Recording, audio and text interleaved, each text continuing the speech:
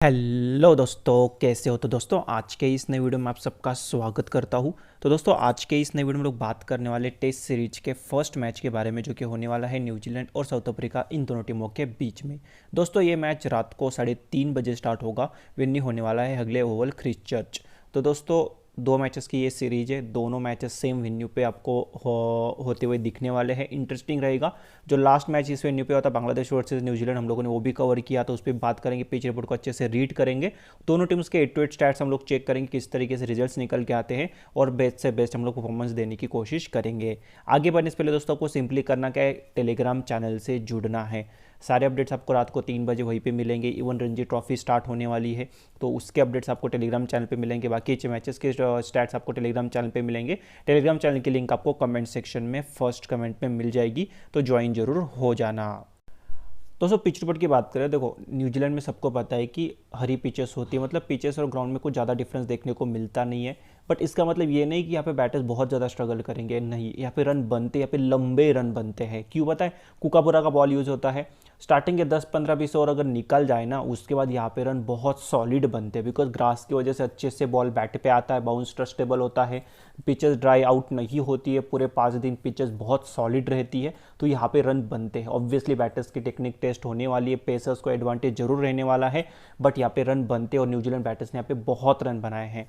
यहाँ पे पिछले 3 मैचेस देखो, अगर आप देखोगे, इंडिया वर्सेस न्यूजीलैंड का मैच हुआ था, जहाँ पे इंडिया 242, फिर New Zealand 235, India 124 all out, and then New Zealand ने चेस कर लिया था। सिर्फ 2 विकेट स्पिनर्स को थी, जो इंडियन स्पिनर्स ने निकाली थी, बाकी सारी विकेट पेसर्स ने निकाली थी।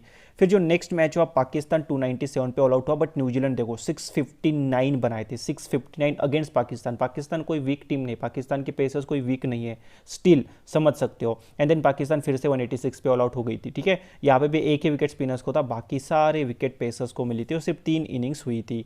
फिर नेक्स्ट मैच जो रिसेंटली जो सीरीज हुई, बांग्लादेश और न्यूजीलैंड की सीरीज बहुत रिसेंटली हुई थी, न्यूजीलैंड ने 521 बनाए थे फर्स्ट इनिंग में, और फिर बांग्लादेश 126 और 278 पे ऑल आउट हो गई थी। 2 विकेट स्पिनर्स को थी, बाकी सारी विकेट पेसर्स को मिली थी।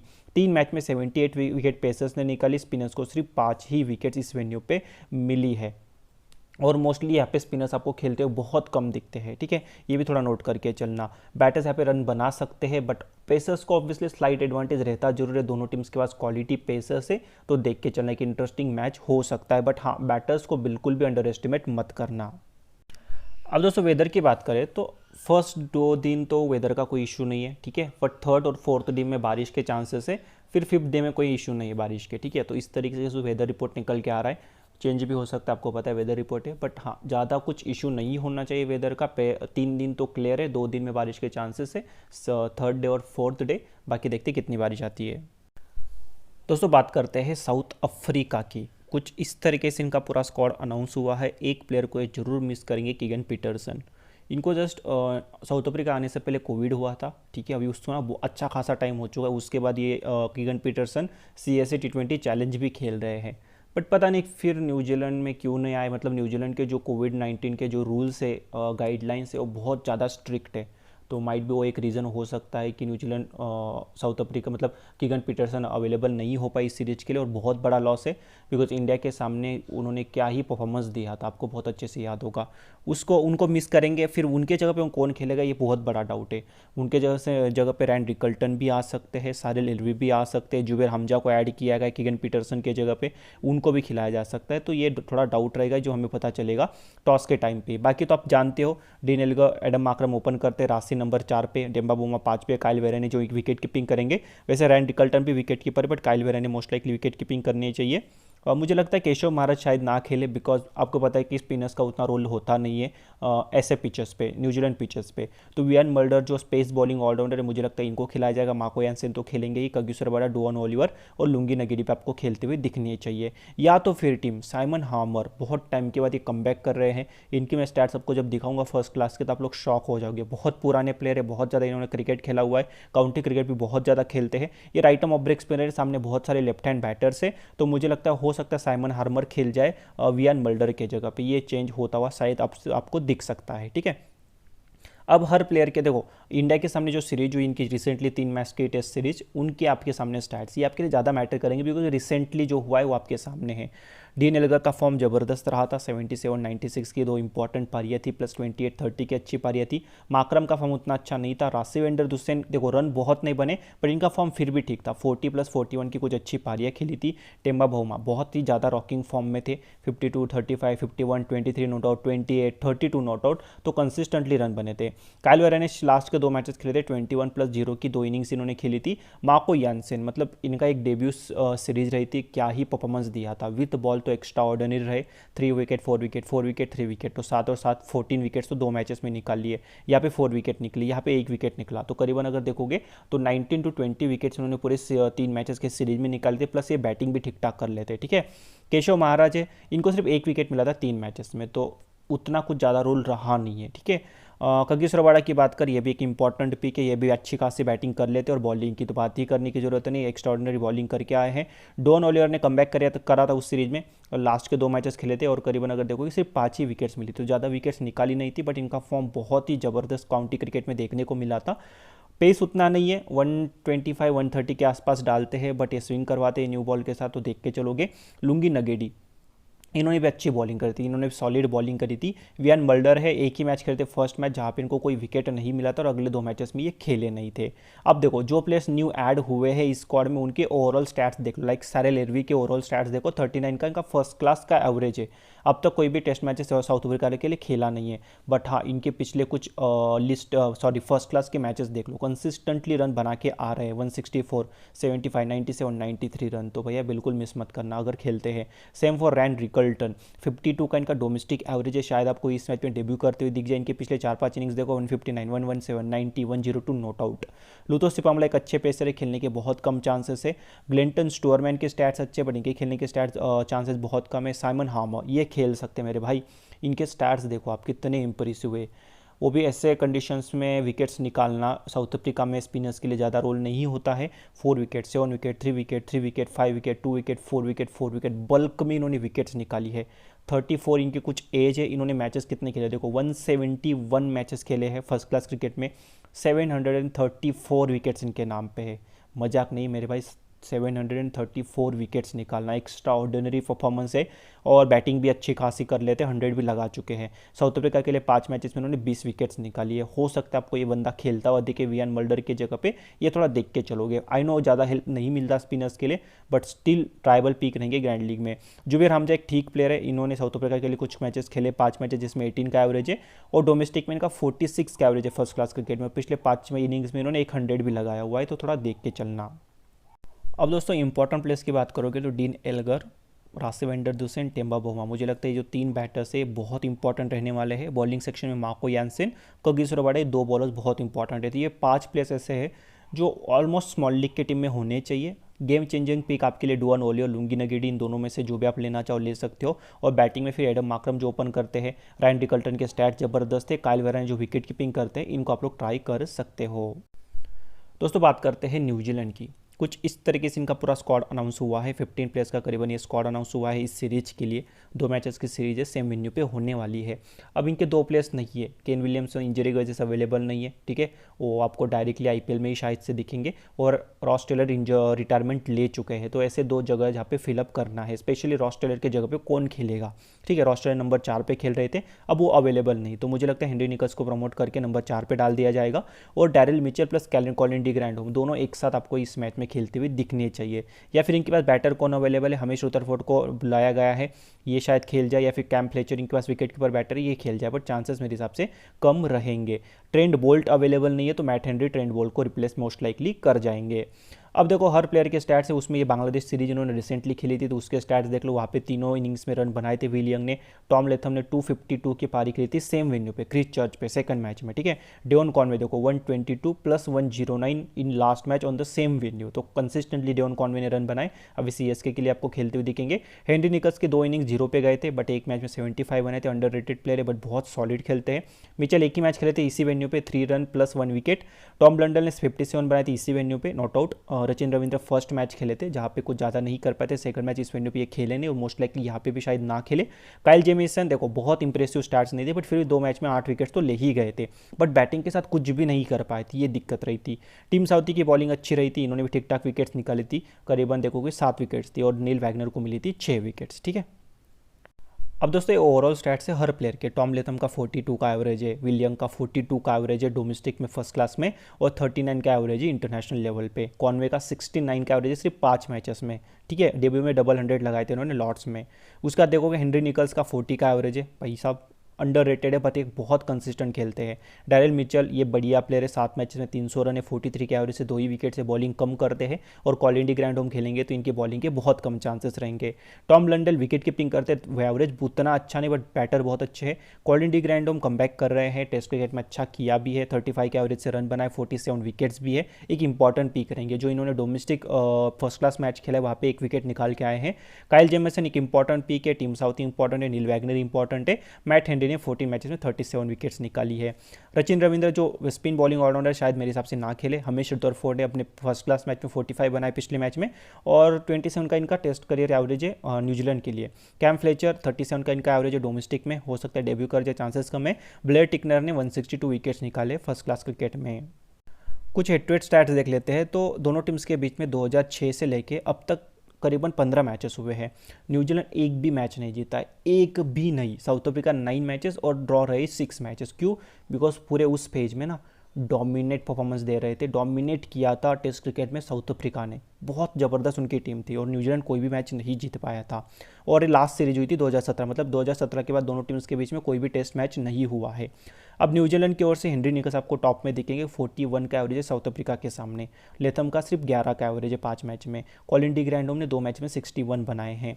विकेट्स में आपको नील वैगनर मिलते हैं जिन्होंने 22 विकेट्स निकाली, स्ट्राइक रेट है 58 का। स्ट्राइक रेट होता क्या है, 58 बॉल्स में इनको एक विकेट मिलती है, ठीक है, 58 बॉल में एक विकेट। एवरेज क्या होता है कि रन्स के बाद, मतलब कितने रन्स के बाद विकेट मिलना, उसका एवरेज बोला जाता है, और स्ट्राइक रेट मतलब बॉल्स के बाद। टीम साउथी 4 मैच में सिर्फ 8 विकेट से, स्ट्राइक रेट भी बहुत ज़्यादा है। Colin de grand home 2 match में 6 विकेट से, और मैट हेनरी ने एक ही मैच खेला 5 विकेट्स निकाली थी। साउथ अफ्रीका की ओर से डीन एल्गर आपको टॉप पे दिखते हैं, 51 का एवरेज इनका न्यूजीलैंड के सामने, और टिम्बा बोमा का 40 का एवरेज, दोनों ने अच्छा किया है। विकेट्स में आपको केशव महाराज मिलते, 3 मैच में 15 विकेट केशव महाराज ने निकाली है न्यूजीलैंड के सामने। वो कहाँ पे निकाली मैं आपको नीचे बताऊंगा। कगिसो रबाडा ने भी 5 मैच में 13 विकेट्स निकाली है। अब head to head stats in New Zealand, जब न्यूजीलैंड में दोनों टीम्स के बीच में मैचेस हुए तब क्या हुआ है, तो 6 मैचेस हुए दोनों टीम्स के बीच में, जिसमें न्यूजीलैंड एक भी मैच नहीं जीता, साउथ अफ्रीका ने 2 मैचेस जीते, और ड्रॉ 4 मैचेस रहे हैं। अब न्यूजीलैंड की ओर से देखोगे तो हेनरी निकल्स फिर से आपको टॉप में दिखेंगे 34 के एवरेज के साथ। टॉम लेथम का फिर से एवरेज खराब है, और कॉलिन डी ग्रैंड होम ने 2 मैचेस में 61 बनाए हैं। विकेट्स में आपको नील वैगनर मिलते 12 wickets, Colin de grand home 6 wicket, Matt Henry 1 match में 5 विकेट, टीम साउथ 2 मैच में सिर्फ 3 विकेट्स। साउथ अफ्रीका के डीन एल्गर 44 का एवरेज है, टिम्बा बोमा का 37 का एवरेज है। विकेट्स में केशव महाराज, जैसे मैंने बोला 3 मैच में 15 विकेट्स न्यूजीलैंड में निकाली है केशव महाराज ने, बट 2017 की बात है, 4-5 साल हो चुके हैं। अभी पिचेस बहुत ज़्यादा ग्रीनरी आपको देखने को मिलती है, बहुत ज़्यादा ग्रास देखने को मिलती है, पता नहीं इतना अच्छा कर पाएंगे नहीं कर पाएंगे। रबाडा 3 मैच में 8 विकेट से है। तो दोस्तों बनाएंगे स्मॉल लीग की टीम, बट ये जो मैचेस न्यूजीलैंड में होते हैं ना टेस्ट मैचेस, वो ट्रिकी मैचेस होते हैं फैंटेसी के लिए। अब जब इंग्लैंड में जाओगे ना, इंग्लैंड में आपको पता होता है मैच किस तरीके से चलता है, 200-250 का एवरेज रहता है हर इनिंग में, पेसर्स ही मोस्टली डोमिनेट करते हैं, ठीक है। ऑस्ट्रेलिया में भी जाओगे तो आपको पता है क्या होता है, इंडिया में पता है आपको स्पिनर्स डोमिनेट करते हैं, बट जब आप जाते हो न्यूजीलैंड में ना तो कुछ प्रेडिक्ट नहीं कर पाओगे। यहाँ पे बैटर्स 200 200 250 250 बना देते। लास्ट इनिंग में टॉम लेथम ने 252 बनाए थे, और ऐसा मत सोचना कि सामने बांग्लादेश थी, उसी बांग्लादेश ने फर्स्ट मैच में न्यूजीलैंड को हराया भी था, ठीक है। और रन बनते भी है, हो सकता है बहुत जल्दी विकेट भी गिर जाए, कुछ बोल नहीं सकते। तो थोड़ा सा देख के चलना, लिमिटेड खेलना, ग्रैंड लीग में मेनली फोकस करना। विकेट कीपर सेक्शन देखो, यहाँ पे आपको 3 प्लेयर्स खेलते हुए दिख सकते हैं। टॉम लंडल जो विकेट कीपिंग करेंगे न्यूजीलैंड के लिए, काइल वेरेने जो साउथ अफ्रीका के लिए विकेट कीपिंग करेंगे, रैन रिकल्टन खेल सकते हैं जो 1 डाउन आपको आते हुए दिख सकते हैं। स्टैट्स तीनों के अच्छे, कोई दिक्कत नहीं है। न्यूजीलैंड को फेवर करके हम लोग टॉम लंडल को लेते हैं। वन मोर थिंग, क्रेडिट्स के इशूज़ है, बहुत ज़्यादा क्रेडिट्स के इशूज़ है, वो भी आपको मैनेज करने पड़ेंगे। अब काइल वेरेने ले सकते हो, रायन रिकल्टन भी ले सकते हो, कोई दिक्कत वाली बात नहीं है। चलते बैटिंग सेक्शन में, कॉनवे, टॉम लेथम, दोनों जो न्यूजीलैंड के टॉप ऑर्डर बैटर्स है, दोनों बहुत रन बनाते हैं, दोनों को हम लोग जरूर पिक करके चलने वाले हैं। टिम्बा बोमा का फॉर्म बहुत बढ़िया रहा था, टेस्ट सीरीज में देख लो या फिर इंडिया के अगेंस्ट ओडीआई सीरीज देख लो, बोमा का फॉर्म अच्छा देखने को मिला था। राशि का फॉर्म भी जबरदस्त था, और स्पेशली ओडीआई सीरीज में डीन एल्गर का फॉर्म अच्छा था। ये तो स्पेशलिस्ट टेस्ट क्रिकेटर है, साउथ अफ्रीका के कैप्टन भी है, और तगड़ा खेलते हैं। फर्स्ट इनिंग से ज़्यादा सेकंड इनिंग में बहुत सॉलिड खेलते हैं। ये भी एक अच्छे पिक है, इनके स्टैट्स साउथ न्यूजीलैंड के सामने भी अच्छे, न्यूजीलैंड में भी अच्छे हैं। बट आप जब इनको ले लोगे ना तो मेरे भाई आगे जाके आपके पास क्रेडिट्स ही नहीं बचेंगे, मैं आपको आगे दिखाऊंगा। माकरम जो ओपन करते हैं ट्राइबल पिक रहेंगे for grand league. Will young, इनका फॉर्म बढ़िया था, बांग्लादेश के सामने 3 इनिंग्स खेली, तीनों इनिंग्स में रन बनाए। इनका सिलेक्शन ना के बराबर ही आपके लिए गेम चेंजर पिक बन सकते हैं, इनको बिल्कुल मिस मत करना। कीगन पीटरसन अवेलेबल नहीं, इनके तरफ देखना मत। हेनरी निकल से इनको लिया जा सकता है, left hand batter, underrated player, इनके स्टैट्स अच्छे अगेंस्ट साउथ अफ्रीका। और ये भी जब सेट हो जाते लंबा खेलते हैं, और ये जब मिडल ऑर्डर में आते हैं ना तो तब बॉल थोड़ा सा पुराना हो जाता है, तो बैटिंग करना बिट इजी हो जाता है। ट्राइबल पिक है। हमीश रुदरफोर्ड शायद खेलने के चांसेस कम है, सारे रेलवे के भी खेलने के चांसेस कम है, बाकी स्टैट्स में आपको बता चुका हूँ। चलते ऑलराउंडर सेक्शन में, मार्को येंसेन डेफिनेटली मैं पिक करके चलूँगा, बिल्कुल मिस नहीं करूँगा। डैरिल मिचेल है, कॉलिन डी ग्रैंडहोम है, दोनों को भी ले सकते हो, दोनों में से कोई एक भी ले सकते हो। तो किसे लेना चाहिए? कॉलिन डी ग्रैंडहोम बॉलिंग ज़्यादा करेंगे, मिचेल एक बेटर बैटर है, कॉलिन डी ग्रैंडहोम एक बेटर बॉलर है, बैटिंग अच्छी कर लेते हैं। बट मिचेल आपको प्योरली बैटिंग देने वाले और तगड़ा खेलते, लंबा खेलते हैं।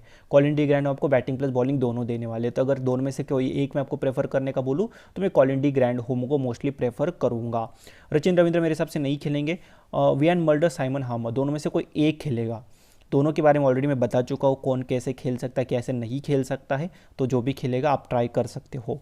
चलते बॉलिंग सेक्शन में, Rabada, team Southee, Kyle Jameson, ये 3 पिक्स तो हम लोग बिल्कुल लेके चलेंगे, बिल्कुल नहीं छोड़ेंगे। अभी बचते हैं आपके पास सिर्फ 16 क्रेडिट्स, तो मुझे बताओ 16 क्रेडिट्स पे आपको 2 प्लेयर्स लेने हैं, कहाँ से आपको 2 प्लेयर्स मिलेंगे ना, यही दिक्कत है, क्रेडिट्स का इशू है, तो कहीं ना कहीं पे तो रिस्क लेना पड़ेगा। तो इसी वजह से हम एक जगह पे रिस्क लेंगे, डी नेल्गर पे रिस्क लेंगे, डी नेल्गर को ड्रॉप करते रासेविंडर दुसेन को लेते हैं। देखो कोई लॉजिक नहीं है, डी नेल्गर रन बना सकता है, ऐसा नहीं कि डी नेल्गर फ्लॉप होंगी इसी वजह से मैं ड्रॉप कर रहा हूँ, मेरे पास क्रेडिट्स नहीं मेरे भाई। 10 क्रेडिट्स का वाला प्लेयर ड्रॉप करेंगे, 8.5 वाला ले लेंगे तो बहुत ज़्यादा क्रेडिट्स मैनेज हो जाएंगे। द रीज़न मैं रासेविंडर दुसेन को लेके चल रहा हूँ, आपके पास क्रेडिट्स है, आप डी नेल्गर को ही लेके चलोगे, ठीक है। राइट नाउ रासेविंडर दुसेन, बाकी बता चुका हर प्लेयर के बारे में। अभी हमारे पास अच्छे खासे क्रेडिट्स है, 2 प्लेयर्स हमें लेने हैं। बॉलिंग सेक्शन में बहुत सारे प्लेयर्स है, लुंगी नगीडी आपके पास है, नील वैगनर आपके पास है, मैट हेनरी आपके पास है, डोन वॉलियर आपके पास है, कोई भी ले सकते हो। नील वैगनर के स्टैट्स अच्छे, न्यूजीलैंड साउथ अफ्रीका के सामने मैट हेनरी ने एक ही मैच में 5 विकेट से, डोन ओलिवर ने रिसेंटली इनका फॉर्म अच्छा था, इनको ट्राई कर सकते, न्यू बॉल के साथ ये बॉलिंग करेंगे। बाकी ये तीनों तो मेरे हिसाब से नहीं खेलने वाले, ठीक है। या मैं ना कॉलिन डी ग्रैंडहोम को मैं अपनी टीम में रख रहा हूँ, क्यों? बिकॉज ये विकेट ले जाते हैं, 3-4 विकेट, मान लो कि 3 विकेट 2 इनिंग्स में उन्होंने निकाल दी, और आके रन 50-60 रन बना दिए 2 इनिंग्स में मिलके, तो भाई साहब अच्छे खासे पॉइंट देके चले जाते हैं ना, तो ये भी थोड़ा सोच के चलो। बट इनके पास ना बहुत सारे पेस बॉलिंग ऑप्शन ऑलरेडी है, कितनी बॉलिंग मिलेगी ये कहना मुश्किल है कॉलिन डी ग्रैंडहोम को, ये थोड़ा देख के चलोगे। इसके अलावा फिर 8.5 क्रेडिट्स बचते हैं, आप यहाँ पे वैगनर ले सकते हो, मैट हेनरी ले सकते हो, डोन ओलिवर जो न्यू बॉल के साथ बॉलिंग करेंगे, आप इनको प्रेफर कर सकते हो, कोई दिक्कत वाली बात नहीं, ये टोटली आपका डिसीजन, आप किसे लेना चाहोगे। और डैरिल मिचेल को रख सकते हो, जिनका सिलेक्शन ऑलरेडी 70% है, ये आपका टोटल कॉल है कि आप किसे लेना चाहोगे। इवन आप लोग चाहो तो बैटिंग सेक्शन में विल यंग है, इनको ले सकते हो, माकरम है, इनको ले सकते हो, हेनरी निकल्स है, इनको ले सकते हो, टोटल आपका कॉल है। मैं थोड़ा रिस्क ले रहा हूँ, मैं विल यंग के साथ जा रहा हूँ, क्यों पता है? बिकॉज अच्छे फॉर्म में मुझे अच्छे लगते हैं प्लेयर, ओपन करते हैं तो दोनों इनिंग्स में बैटिंग मिलने के हाई चांसेस रहते हैं, सेट हो जाएंगे, लंबा खेलेंगे, तो मैं उनको बैक करके विलियम को प्रेफर करूंगा, ठीक है। आप चाहो एक्स्ट्रा बॉलर ले लो, पता नहीं कैसे पिच रहेगी, कितना पेसर्स को हेल्प मिलेगा, पेसर्स डोमिनेट कर सकते हैं। वैसे मैंने 2 इंपॉर्टेंट पेसर्स तो रख लिए साउथ अफ्रीका के, बट डुआन ओली और लुंगी नगीडी, इन दोनों में से भी कोई आप एक रख सकते हो अपनी टीम में। वैसे 2 पेसर्स हम लोगों ने टीम से होती, काइल जेमिसन दोनों रख लिए, किसके? न्यूजीलैंड के।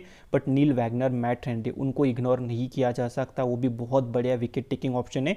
और अगर बैटिंग अच्छी कर रही है साउथ अफ्रीकन टीम, तो फिर नील वैगनर का रोल वैसे भी बहुत ज़्यादा इंपॉर्टेंट हो जाता है, तो वो 2 बॉलर्स भी अच्छे, उनको ट्राई किया जा सकता है। तो याद रखना, विल यंग के जगह पे आप लोग चाहो तो आप एक्स्ट्रा बॉलर ले सकते हो। इवन कॉलिन डी ग्रैंडहोम जिनका सिलेक्शन कम है, उनको ड्रॉप करके आप लोग कोई और प्लेयर ले सकते हो, ये कॉल आपका रहेगा। अब बात आती है कैप्टन वाइस कैप्टनसी की। देखो जैसे पिचेस होती है, लगता है कि भैया बॉलर्स को कैप्टन वाइस कैप्टन करके चलो, बॉलर्स को विकेट ज़्यादा मिलेगी, वो अच्छा रहेगा, बट रन भी यहाँ पे बनते हैं ना मेरे भाई। पिछले 3 मैचेस में 200 लगाए डेवन कॉनवे ने, टेम लथम ने इस वेन्यू पे 252 रन बनाए थे लास्ट मैच में।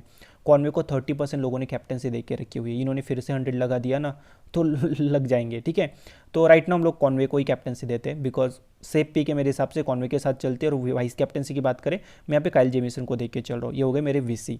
रिस्क है, मैच थोड़ा सा रिस्की है, थोड़ा सा नहीं ज़्यादा ही रिस्की है, तो इन्वेस्टमेंट कम करके चलोगे, मोस्टली इन्वेस्टमेंट अपना ग्रैंड लीग पे रखना, ठीक है। ग्रैंड लीग में क्या करोगे पता है? Tom Latham, Devon Conway, Temba Bavuma, Rassie, even Dean Elgar, इन सबको ग्रैंड लीग में कैप्टन वाइस कैप्टन कर सकते हो, specially Tom Latham and Devon Conway, ठीक है।